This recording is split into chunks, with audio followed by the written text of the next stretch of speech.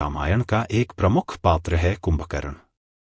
रावण का यह भाई इतना विशाल और भयंकर था कि एक दिन में कई गांवों का भोजन अकेले खा जाता था। भूख शांत न होने पर यह प्रजा को भी खा जाया करता था। ब्रह्मा जी भी कुंभकर्ण की इस शक्ति से चिंतित थे, इसलिए जब कुंभकर्ण ने ब्रह्मा जी की तपस्या की तो वरदान मांगते समय देवी सरस्वती कुंभकर्ण की जिह्वा पर बैठ गईं। परिणाम यह हुआ कि कुंभकर्ण ने इंद्रासन मांगने की जगह निद्रासन मांग लिया। ब्रह्मा जी मुस्कुराए और तथास्तु कह दिया ताकि सृष्टि की रक्षा हो सके। कुंभकर्ण का पूर्व जन्म लेकिन रावण की विनती पर 6 महीने में एक दिन जगने का वरदान दे दिया, जिससे कुंभकर्ण 6 महीने सोता था, फिर एक दिन उठकर भोजन करके फिर सो जाता था। इस भयंकर राक्षस की कहानी बस इतनी नहीं है। रामायण में कुंभकर्ण के पूर्व जन्म का भी उल्लेख मिलता है।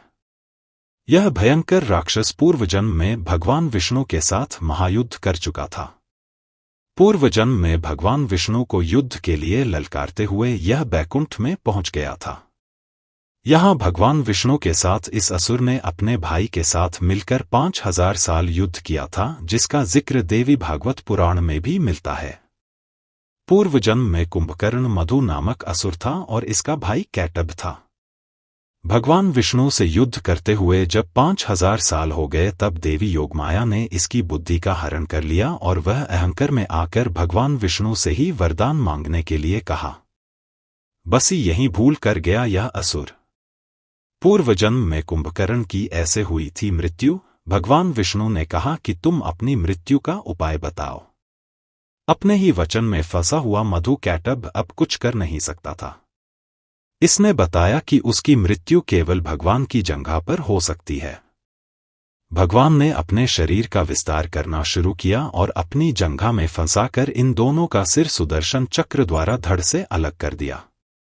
मरने से पहले कुंभकर्ण ने विभीषण से यह कहा। कुंभकर्ण राक्षस होकर भी राम की माया को जानता था। इसने रावण को समझाने का भी प्रयास किया था कि राम कोई सामान्य मनुष्य नहीं है। इनसे युद्ध करके राक्षस जाति का विनाश होना तय है। लेकिन रावण अपने अहंकार में चूर था। उसने कुंभकर्ण को ही बुरा भला कहना शुरू कर दिया।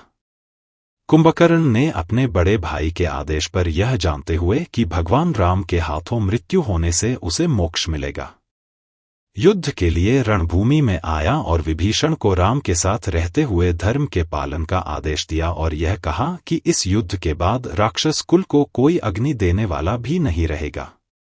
उस समय केवल तुम ही बचोगे जो उनका अंतिम संस्कार करके उन्हें मुक्ति दिला सकते हो।